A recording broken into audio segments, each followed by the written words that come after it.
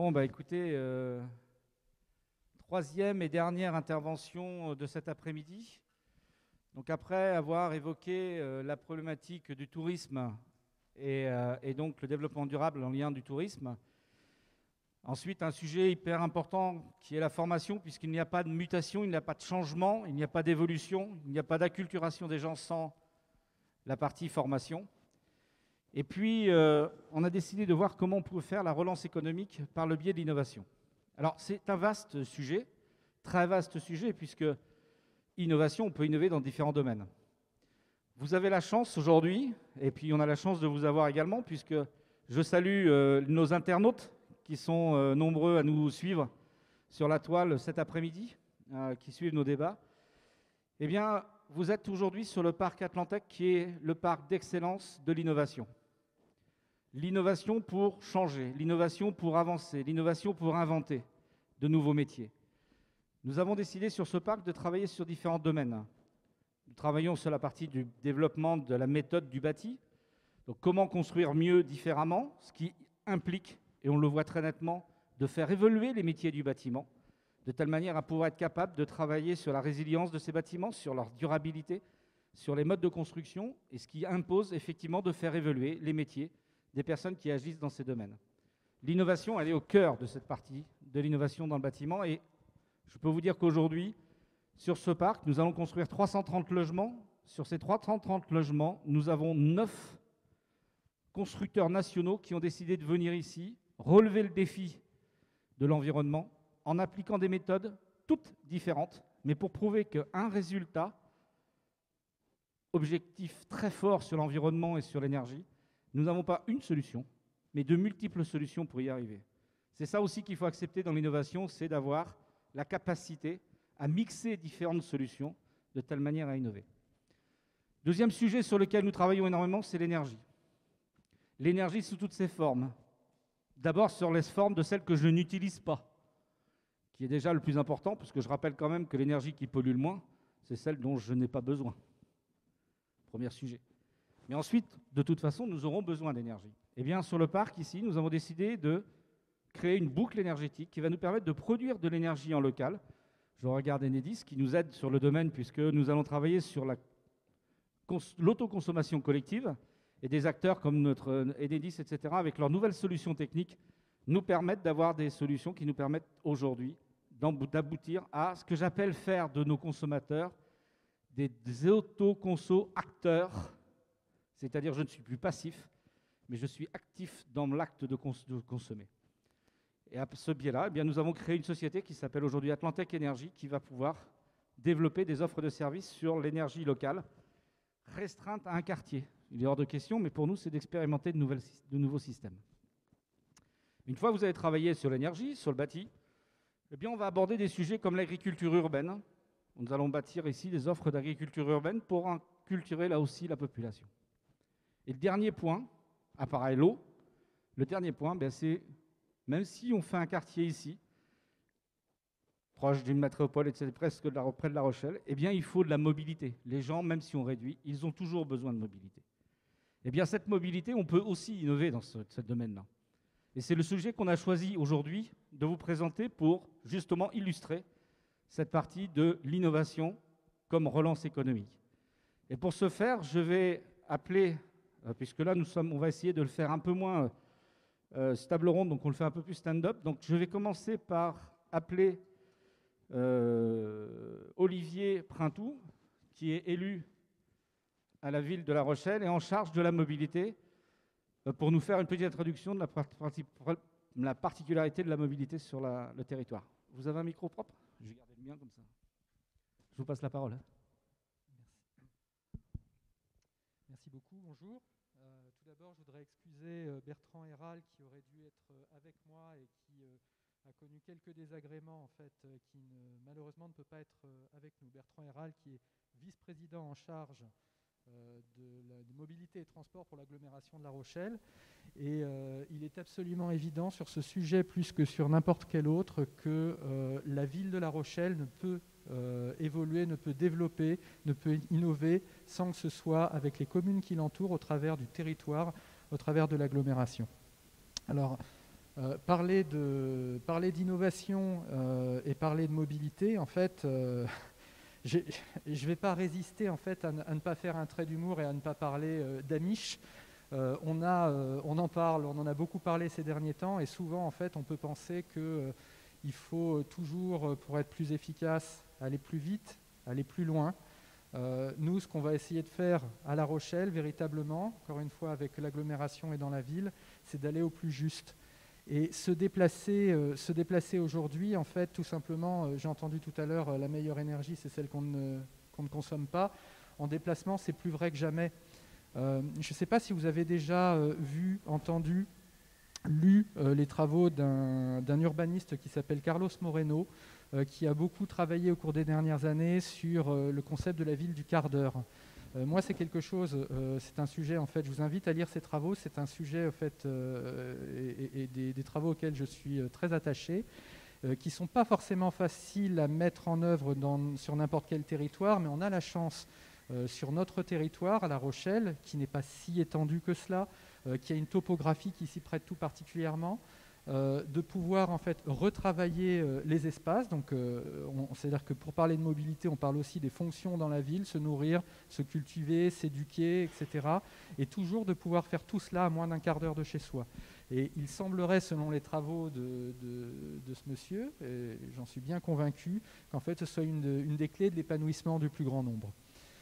Ce quart d'heure, en fait, on a, pour le parcourir, ce quart d'heure, en fait, si on utilise dans une ville qui pense à protéger ses usagers, ses citoyens, et qui réduit une certaine violence inhérente aux véhicules motorisés qu'on peut avoir en ville, en fait, en utilisant le vélo, et particulièrement le vélo à assistance électrique, on a des possibilités d'écraser les distances, d'écraser les temps de transport et de faire tout ce que l'on souhaite dans ce fameux quart d'heure.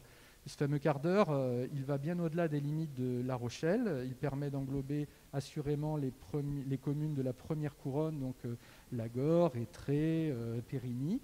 Ça permet aussi de traiter bien autre chose que la simple fonction de flânerie. Je me déplace ou je vais à un rendez-vous chez le médecin ou autre. Peut-être aurez-vous vu quelques réalisations de la ville de La Rochelle au cours des 2 ou 3 derniers mois en termes de vélo cargo. Alors on a un nouvel acteur qui est présent aujourd'hui qui s'est déjà présenté ou non, qui va se présenter après au travers des triporteurs rochelais. Mais tous les métiers, en fait, la plupart des métiers en tout cas, peuvent véloiser leur logistique, véloiser les transports domicile-travail de leurs collaborateurs. Ce sont des sujets sur lesquels, en fait, on a beaucoup d'innovation, et cette innovation, en fait, elle tient dans la manière dont on va pouvoir accéder à l'énergie pour utiliser ces vélos utilitaires ou ces vélos de déplacement quotidiens. Elle va se situer aussi, enfin surtout dans l'innovation d'organisation des structures qui acceptent et qui jouent le jeu pour tout cela. Et on revient au monde de l'entreprise et de la relance économique. Je pense qu'en fait le déplacement est un coût très très important pour les entreprises. Moi je suis patron d'une TPE-PME de 15 collaborateurs qui en fait a fait le choix depuis 2015 de mettre le paquet. Donc on a mis en œuvre les indemnités kilométriques vélo quand elles s'appelaient ainsi, le forfait mobilité durable à présent, on entretient les vélos de nos collaborateurs. Ce sont autant de choses qui en fait, mises bout à bout, représentent des coûts modérés pour l'entreprise, un pouvoir d'achat non négligeable, donc des économies pour les salariés, créer un esprit d'équipe également, et puis à la fin, véritablement du pouvoir d'achat. On ne se rend pas compte de tout ce que l'on peut consommer individuellement pour se déplacer. Donc c'est aussi notre logistique, faire nos courses, nos appros sur place, en utilisant encore une fois des vélos cargo, vélos avec remorque. Et l'innovation la plus importante, en fait, à un moment donné, elle n'est pas technologique, elle est vraiment dans les usages et dans le fait de, non pas innover, mais peut-être rénover notre manière de voir nos déplacements en ville, et ceci absolument sans perte de qualité de vie sans perte opérationnelle. On peut aller très vite, encore une fois, d'un point A à un point B. Et en revoyant, en revisitant en permanence la vision qu'on peut avoir quand on est dans l'entreprise ou aussi dans les collectivités, puisque désormais, à l'agglo ou à la ville, on essaie de s'appliquer ça à nous-mêmes en direction, excusez-moi, aux directions opérationnelles des collectivités. Merci. Merci beaucoup pour cette intervention. On ne s'était pas du tout concerté avant, mais vous m'avez offert la bonne transition, puisque, comme vous le disiez tout à l'heure, vous êtes un exemple d'accompagnement dans votre propre entreprise sur comment on peut changer le comportement des personnes en les accompagnant. Eh bien, sur La Rochelle, on a décidé d'une chose, c'est qu'on va essayer avant de parler de ce qu'on veut mettre en place, on a réfléchi, on essaye de voir comment on peut accompagner le changement, accompagner la mutation des personnes vers une autre mobilité. Le premier cobaye des personnes qui s'occupent de ça, c'est mes collaborateurs. Et leur premier cobaye, c'est moi. Ils se sont mis, comme Paris, de me faire venir au boulot en vélo. Depuis le mois de juin, ils ont réussi à me faire passer de 0 à 50% de mon trajet en vélo pour venir au boulot. Ce qui est déjà un exploit. Le deuxième exploit, ça va être de me faire en hiver maintenant. D'accord ? Ça va être un peu différent, mais j'y ai pris goût. Et c'est ça le problème, c'est que j'ai fini par prendre goût à faire le trajet de mon domicile jusqu'ici en vélo. Ce qui est quand même quelque chose pour moi d'extraordinaire. Tout ça pour vous dire que on va maintenant vous présenter en 3 temps la mobilité sur le territoire. 2 km 800 en vélo électrique, je l'avoue. Alors, ce qu'on va faire maintenant, c'est qu'on va vous présenter en 3 temps ce qui se passe sur La Rochelle. Le premier temps, on va vous présenter justement ce programme qui s'appelle AgréMob et qui te permet d'accompagner la migration des personnes dans leur comportement. En deuxième lieu, on vous présentera, Marie Santini vous présentera la partie que fait l'agglomération de La Rochelle pour justement, quels sont les outils, quels sont les moyens que la ville de La Rochelle met en place.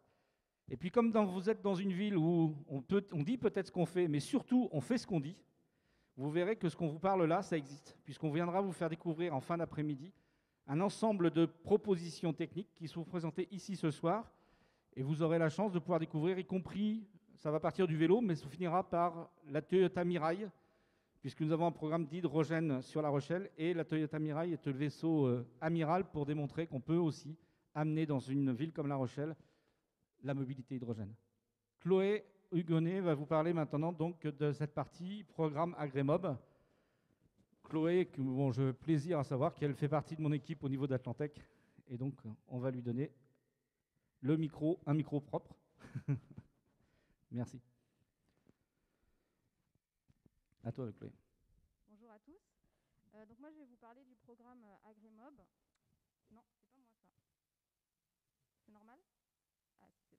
Ok. Donc Casque AgréMob, c'est un programme qui a été lauréat de l'appel à programme Certificat d'économie d'énergie 2019. On a 2 grandes ambitions avec ce programme. C'est d'être un moteur qui permet d'accélérer les changements de comportement de mobilité, mais aussi un moteur pour le développement de nouvelles offres de mobilité sur un territoire. Pardon. Super. Donc AgréMob s'inscrit dans un contexte qui est La Rochelle, qui a une politique ambitieuse de mobilité depuis de nombreuses années, mais s'inscrit aussi dans un programme, donc La Rochelle Territoire Zéro Carbone, donc une ambition de neutralité carbone sur le territoire en 2040. C'est un projet donc financé par un obligé C2E, Picoty, accompagné par le ministère de la Transition écologique et l'ADEME. Il est mis en œuvre par un consortium de 7 structures, donc des structures avec des profils divers, pilotés donc par Atlantec. On a aussi la CDA de La Rochelle Université, l'Association des petits débrouillards, l'EXI, Carbone 4 et J'adopte un projet. Il y a 4 axes dans le programme AgréMob. Le premier, c'est d'accompagner les changements de comportement de mobilité. Le deuxième, c'est de quantifier et valoriser les économies d'énergie et réduction d'émissions carbone sur le territoire. Le troisième, c'est de générer des alternatives qui favorisent la mobilité durable via la coopérative carbone. Donc ça passera par l'accompagnement de porteurs de projets d'écomobilité par exemple. Et le quatrième, c'est de faire d'AgréMob un outil clé en main et réplicable sur d'autres territoires. Donc voilà, AgréMob, c'est plusieurs choses. En 10 minutes, je n'ai pas le temps de tout aborder. Donc aujourd'hui, on va faire un focus sur l'accompagnement des changements de comportement de mobilité.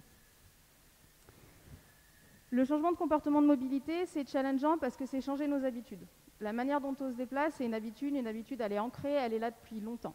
Voilà, c'est un défi de changer ça parce qu'il faut prendre le temps de se questionner, il faut prendre le temps de trouver des alternatives et il faut se lancer un défi avec soi-même pour tester d'autres choses. Donc notre rôle à nous, à Greymob, c'est d'accompagner les gens et de motiver les gens dans cette démarche.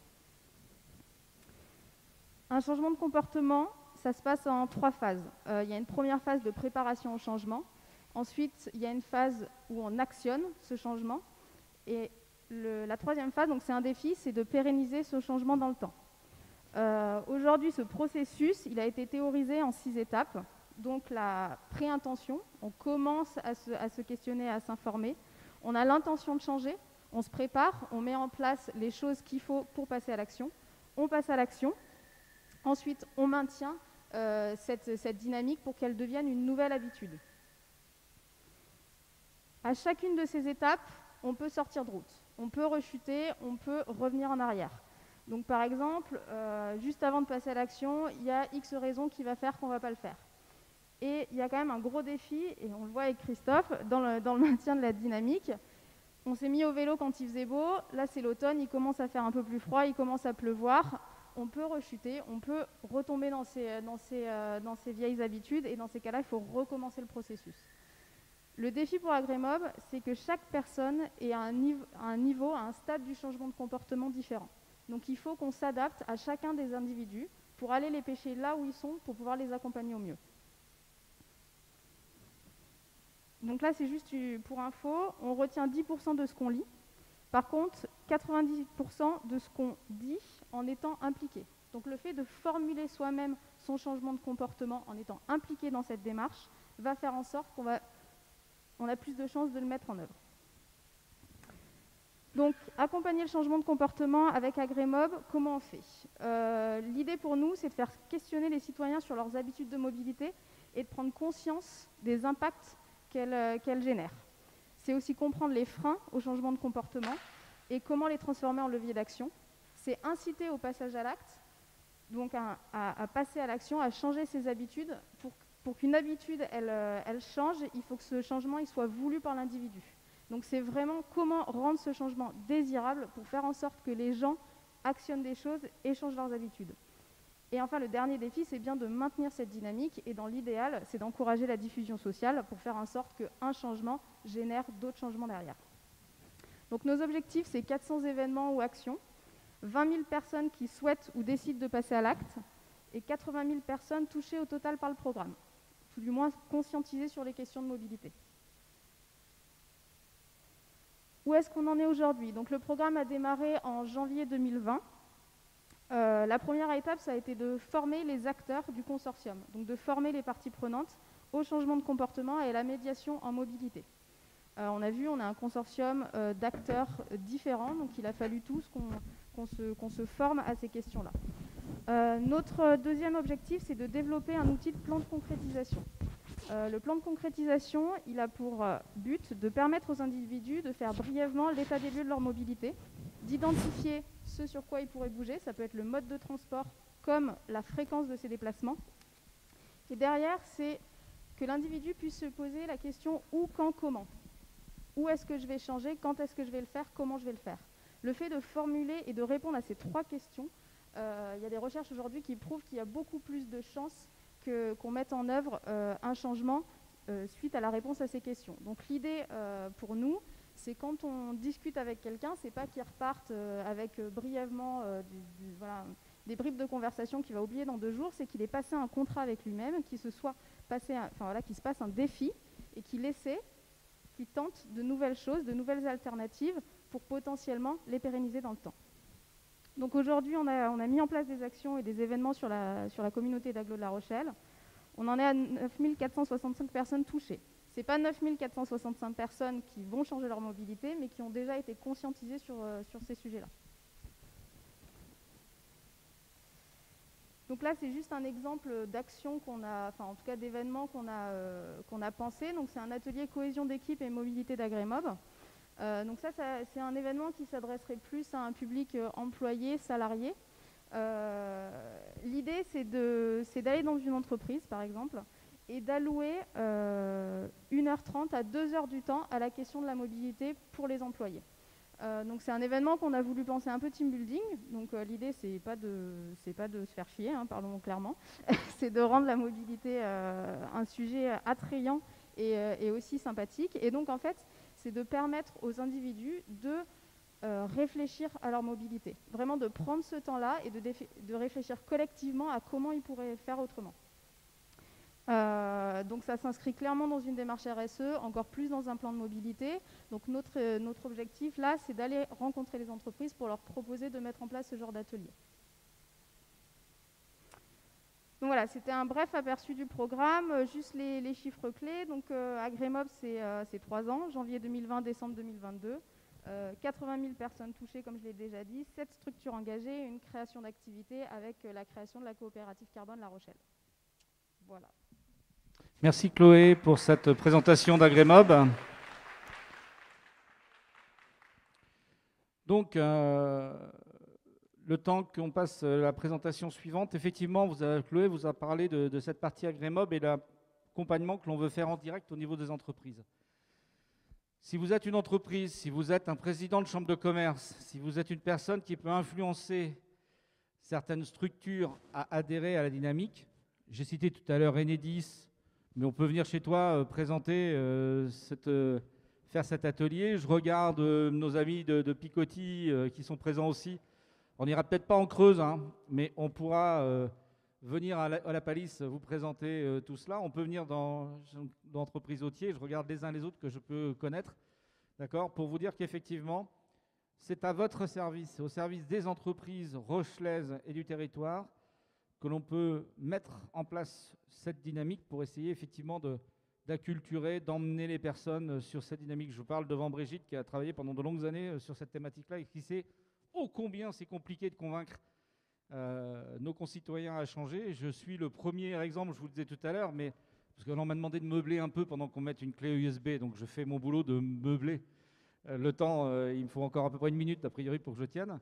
Donc je vais vous raconter une petite anecdote, c'est que moi la première chose qui m'a fait changer, c'est une chute de trottinette. D'accord, j'ai voulu me mettre à la trottinette électrique. Au bout de 3 mois, je me suis cassé la figure, parce que comme jeune comme je suis, j'ai voulu débrider ma trottinette et donc la faire rouler très vite. Résultat des courses, triple capture du radius, rupture du scaphoïde et puis des ligaments. Ça m'a obligé à envisager la mobilité d'une manière différente puisque je ne pouvais plus conduire. Donc j'ai appris ce que c'était que marcher, j'ai appris ce que c'était que prendre le bus. Et quand j'ai pu remarcher un petit peu, retravailler, eh bien j'ai pris le vélo. Mais est-ce qu'il faut que tout le monde se casse le bras pour changer de mobilité? Je ne crois pas. Mais s'il faut en passer par là, pourquoi pas? Donc voilà une petite anecdote et pour vous dire qu'on peut tous, par des événements, changer notre comportement. J'en profite pour saluer Myriam Masriani qui est arrivée, Madame la Présidente de la Fondation S5T. D'accord. Je suis très heureux de t'accueillir cet après-midi sur le parc Atlantique et je suis très heureux amicalement de te revoir. Parce que tu m'as fait faire aussi toi du vélo, d'accord? Puisque dans le tourisme, on parlait tout à l'heure de la Vélodyssée. Il faut savoir que Myriam s'était mis dans la tête un jour en discutant, dire bah écoute Christophe, toi tu as Atlantec, il y a des vélos qui sont fabriqués du côté d'Anglette, et si on allait depuis Atlantec jusqu'à Anglette? J'ai dit c'est n'importe quoi, elle m'a dit 22, et on s'est retrouvé à faire du vélo pendant 5 jours pour descendre de La Rochelle jusqu'à Anglette en vélo hydrogène, bien entendu. Alors on va quand même être honnête, on n'a pas tout fait, hein, mais on a quand même fait 5 jours et descendu jusque là-bas, dont une journée mémorable sous la pluie, et c'était un peu catastrophique, mais on était là. Thierry, on a même réussi à te mettre sur le vélo. J'ai comblé assez de temps, ou c'est bon, ou c'est pas bon? Parce que là, maintenant, qu'est-ce que je vais pouvoir vous raconter? Je ne sais plus trop, là.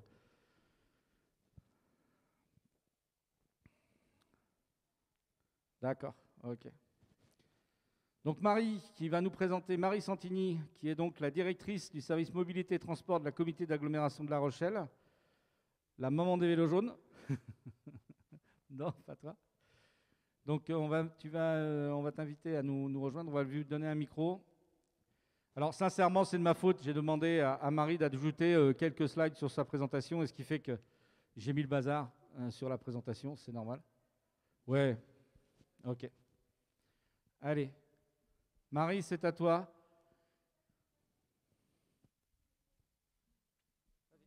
C'est bon. Bonjour à tous.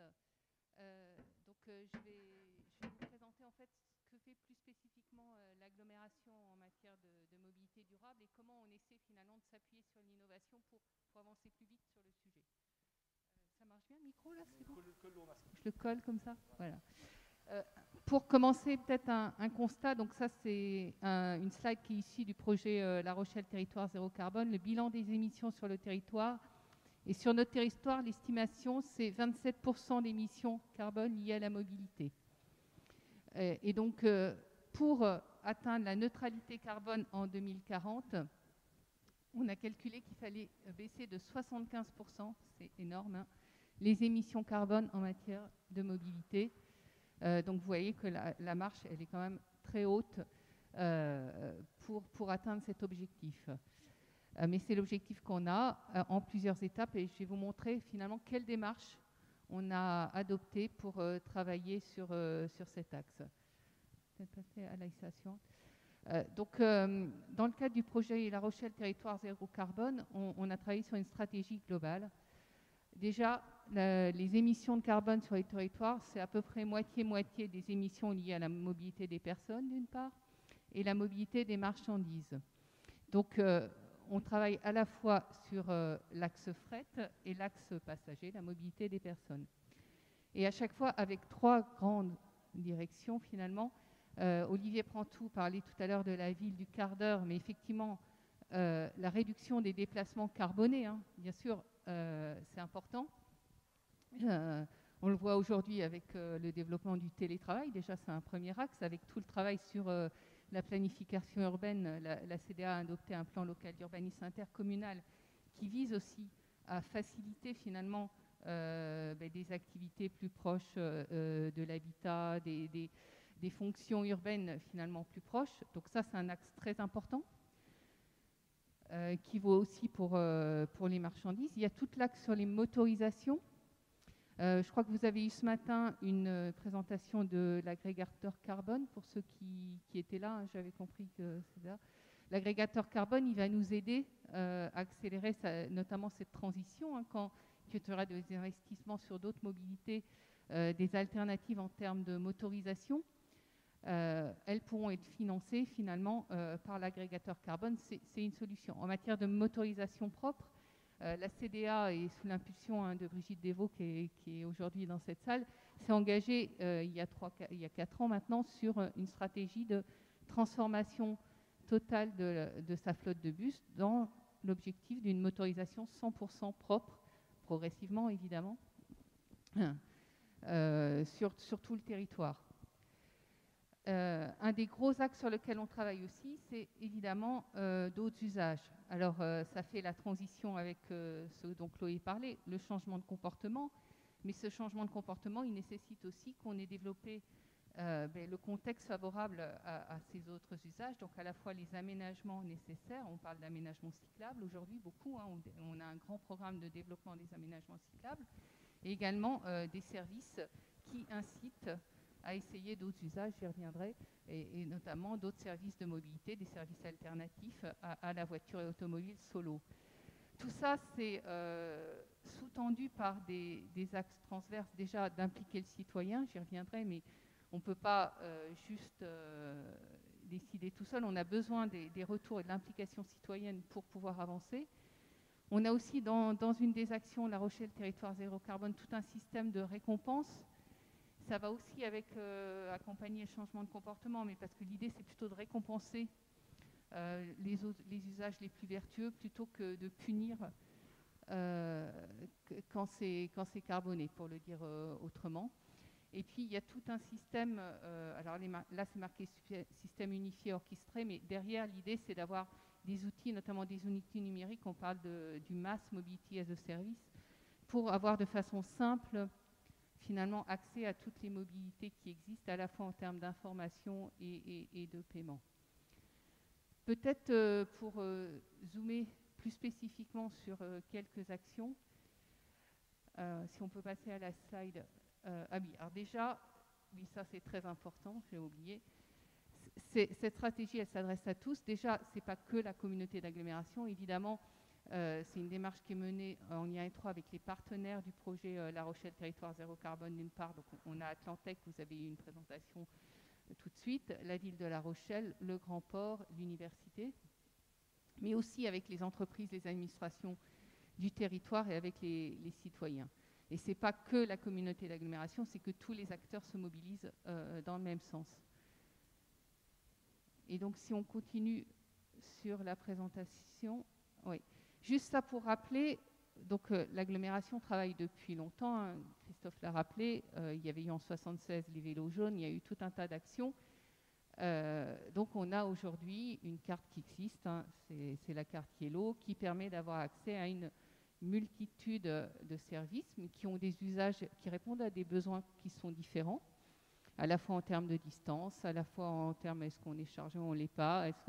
Voilà, donc il y a des services classiques de bus, mais il y a aussi les bateaux, hein, avec les bateaux électrosolaires qui sont présents et qui permettent d'assurer une partie des déplacements dès lors qu'on traverse devant le vieux port. On s'appuie, cette carte, elle permet l'accès au train sur le territoire.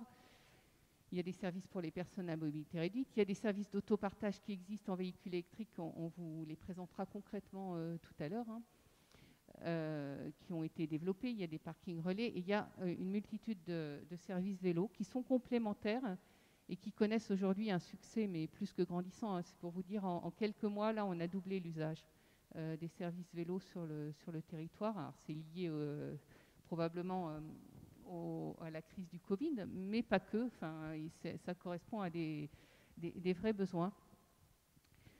Et on a des services vélos complémentaires, j'y reviendrai. Mais tout ça, c'est pas suffisant, en fait. Ça répond pas, c'est pas, avec ces services Yellow, on a à peu près 7-8% des usages, des déplacements des habitants du territoire. Donc ça, c'est loin de couvrir, si on veut atteindre les 75%, c'est loin d'être suffisant, donc il faut qu'on ait d'autres axes de travail. Et pour ça, on essaie de s'appuyer sur l'innovation et les acteurs qui vont nous proposer des innovations sur le territoire. Si on peut passer à la slide. Ah oui, peut-être la slide suivante, on reviendra à celle-là après. Oui, je reviendrai. Oui, ce que je voulais dire, c'est que du coup, on essaie aussi de susciter d'autres usages à travers des nouveaux services qui vont être développés.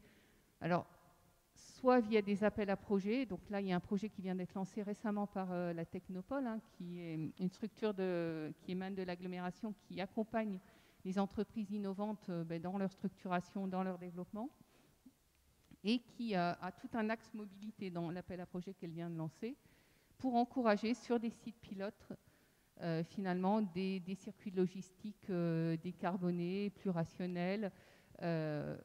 On travaille aussi, il y a eu un appel à projet sur acteurs de la transition lancé par la communauté agglomération pour encourager des acteurs locaux à la transition énergétique avec des actions innovantes. On a accompagné, dans le cadre de l'appel à projet régional sur la mobilité innovante, des acteurs du territoire qui avaient des projets concrets, un projet sur finalement un Amazon local, de la logistique urbaine, des solutions décarbonées logistiques.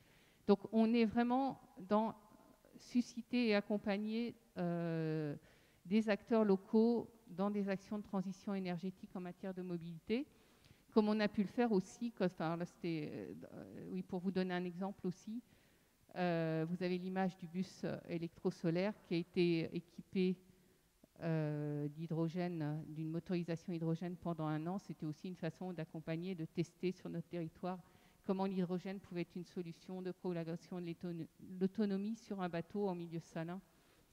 Et d'ailleurs, c'était plutôt concluant comme test. Et on essaie aussi d'accompagner de nouvelles mobilités. On verra tout à l'heure concrètement sur ce qui se passe ici, hein, donc avec l'USO, qui est un loueur de véhicules hydrogène qui a des projets de développement locaux.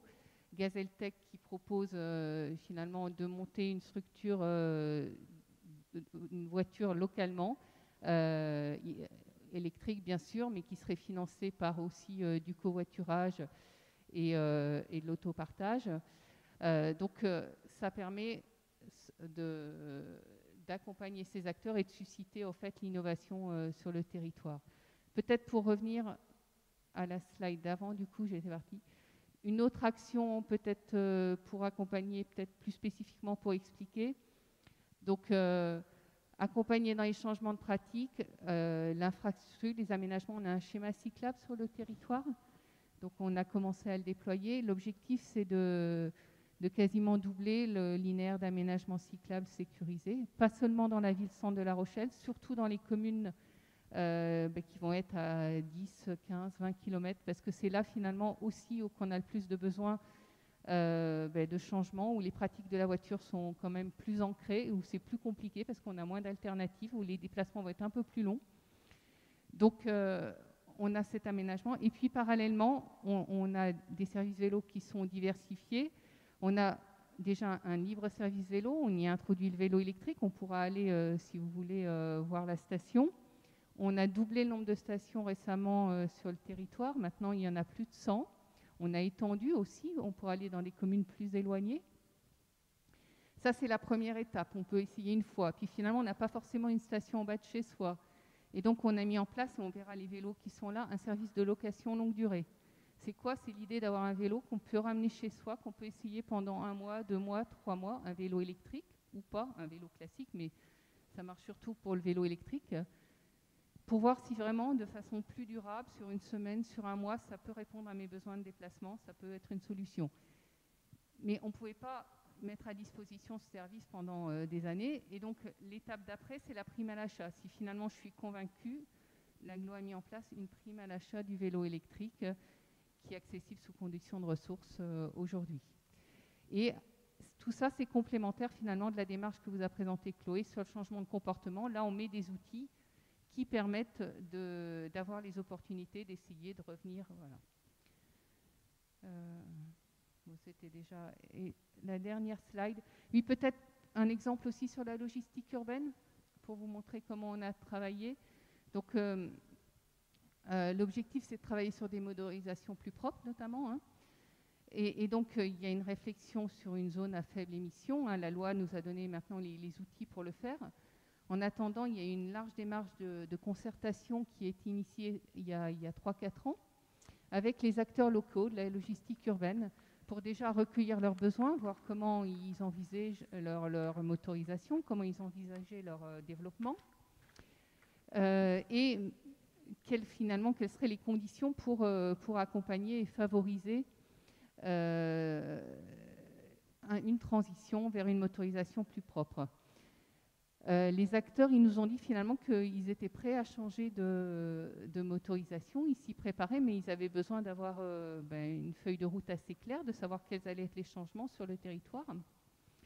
Et donc, il y a eu déjà tout un travail avec nos collègues de la ville de La Rochelle sur la réglementation en matière de logistique urbaine sur le centre-ville, en s'appuyant sur les vignettes critères, hein, qui est l'outil mis en place par l'État, avec une progressivité, mais l'objectif très clair de favoriser les véhicules faiblement émissifs en y allant graduellement.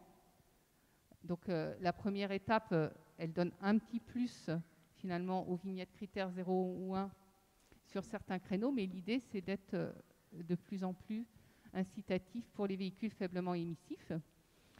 Et puis parallèlement, il y a eu une consultation pour finalement offrir un site à un acteur de la logistique urbaine en triporteur. Et donc, il y a un acteur qui a répondu et qui finalement vient de s'implanter sur le territoire. On verra tout à l'heure son véhicule et comment il propose ses services.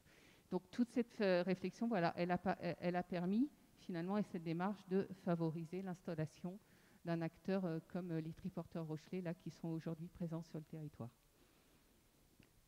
Voilà. Merci Marie. Merci pour toutes ces présentations de solutions développées sur La Rochelle et dans le cadre de La Rochelle Territoire Zéro Carbone. Avant de vous permettre de partager ensemble, non pas le pot de l'amitié, mais la présentation de l'ensemble des mobilités disponibles, je vais demander quand même un petit mot à Myriam. On va un micro propre, s'il vous plaît.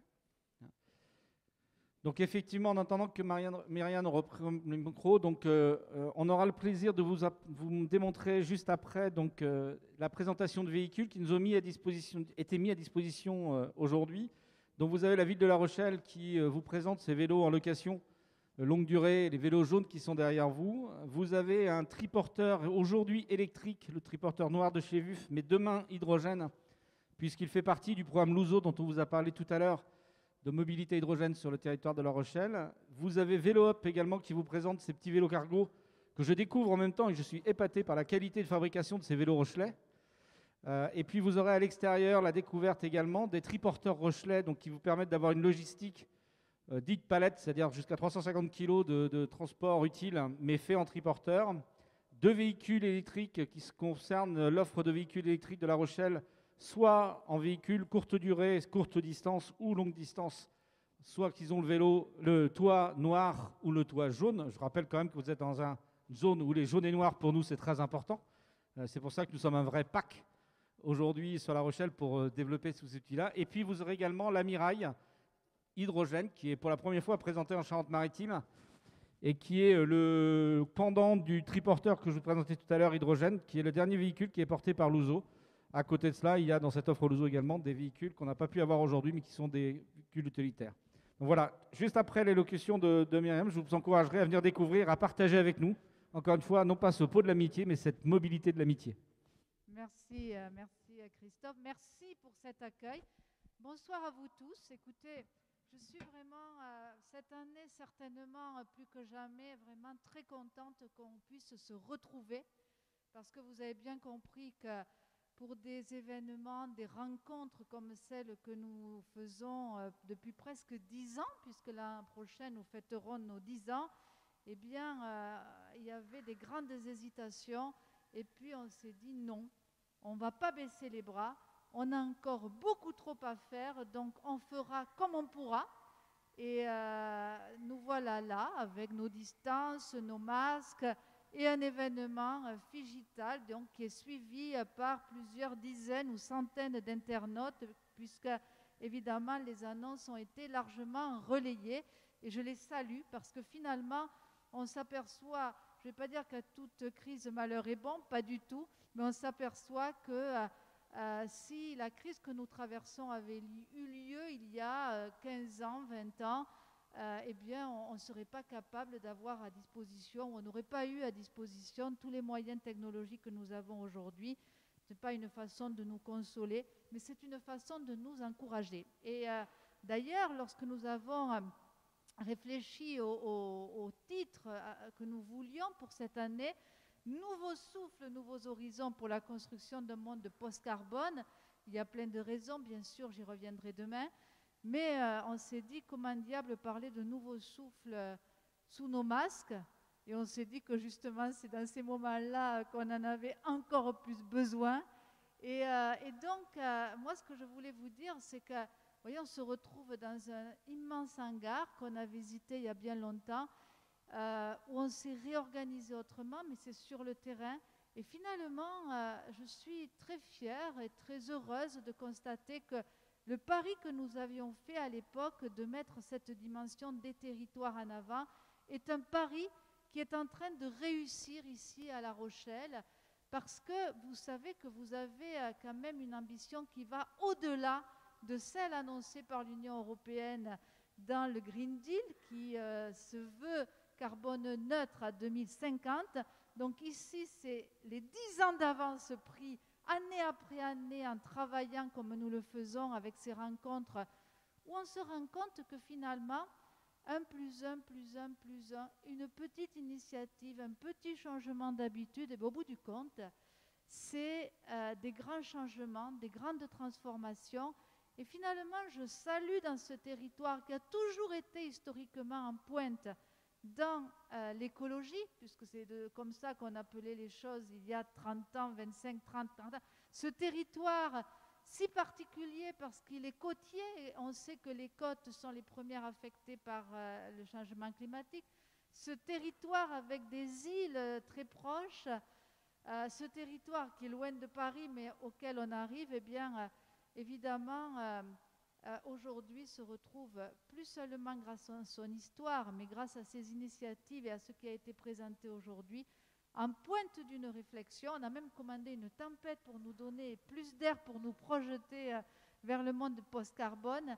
Et finalement, ce territoire est en train de devenir exemplaire avec des enjeux d'économie derrière. On a parlé tourisme durable, on parle d'innovation, on parle de recherche, on parle de mobilité durable.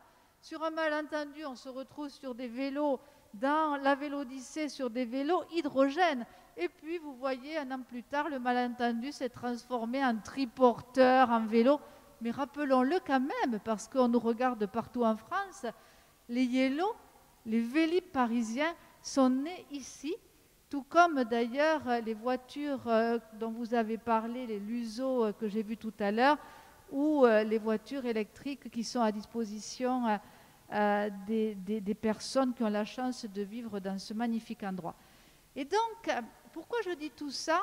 Parce que je crois que dans des périodes où on perd le sens du courage, où on n'est quand même pas tous le plus heureux du monde d'avoir à porter nos masques, de nous voir la moitié du visage, à des périodes où on se dit mais comment diable va-t-on sortir de cette galère et de cette crise?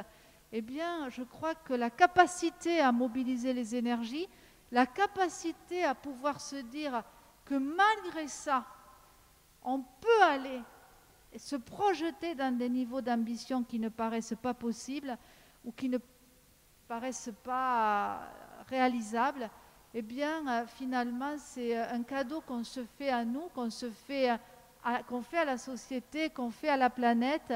Et je crois qu'on a plus besoin de ça que jamais. Et le fait qu'on soit là, que vous soyez là, que nous soyons là ensemble, que nous soyons là au travers des technologies et que nous soyons là pour 3 jours pour cette nouvelle édition et pour ce thème-là, avec des sujets incroyables. On va parler d'intelligence artificielle dans la transition énergétique, on va parler de tout l'argent qui a été injecté dans le système, avec la dette, avec évidemment la décarbonation dans l'industrie. On va parler hydrogène, bien sûr. Ça ne vous a pas échappé que nous aurons McPhy qui a levé 180 millions d'euros en l'espace de quelques heures sur les marchés. Donc, je donne un avant-goût du programme que nous aurons avec des experts remarquables et de tout niveau, de tout bord, enfin de tout bord, quand je dis de tout bord, issus de toutes les parties prenantes, des politiques, des associations, des entreprises, des petites entreprises, des grandes, des PME, des chercheurs, des enseignants. Je salue toutes les équipes qui nous aident, aussi des enseignants, et puis bien sûr tous les partenaires de 5T, dont Atlantec, mais aussi Lexi, Excelia font partie. Et je crois que moi, je suis plus touchée certainement que jamais d'être ici et de vous retrouver dans les prochains jours. Et je lance un nouveau défi pour l'an prochain. Alors, ce n'est pas un vélo cette année, mais avec ce que je viens de voir à La Rochelle, pour les 10 ans de travail, je pense que nous devons sortir un livre sur le Tour de France de la transition énergétique dans les territoires. Et je pense bien sûr que le territoire ici aura sa place et nous aurons en avant-première la présentation d'une étude que nous avons commandée à Christian Vallard, qui est le doyen de l'université de Nice. Et en bonne place figureront les initiatives évidemment de la région, mais aussi de PACA ou de Dunkerque, parce qu'on est un pays où nous sommes très actifs, où nous ne sommes pas parfaits, certes, mais où nous sommes très actifs et où, cocorico, il y a beaucoup à faire et beaucoup à apporter de notre côté, nous les Français, à cette dynamique européenne qui a d'ailleurs été suivie dans la foulée par les Chinois qui ont dit nous on sera carbone neutre à 2060, mais il y a bon espoir pour qu'en se mobilisant, même si c'est difficile, on y arrive avant. Donc voilà ce que je pouvais partager avec vous. J'espère que comme moi vous portez à cet événement la symbolique qu'il suppose, et on sera très heureux de faire le tour et même d'essayer tous ces nouveaux véhicules dont on va essayer aussi de faire profiter au travers de la caméra les personnes qui ne sont pas là mais qui sont avec nous de cœur. Donc merci à tous pour votre contribution et puis on espère vous retrouver dès demain bien sûr pour les universités. Nouveau souffle, nouveaux horizons pour la construction d'un monde de post-carbone. Et je passe la parole au vice-président. Merci à tous.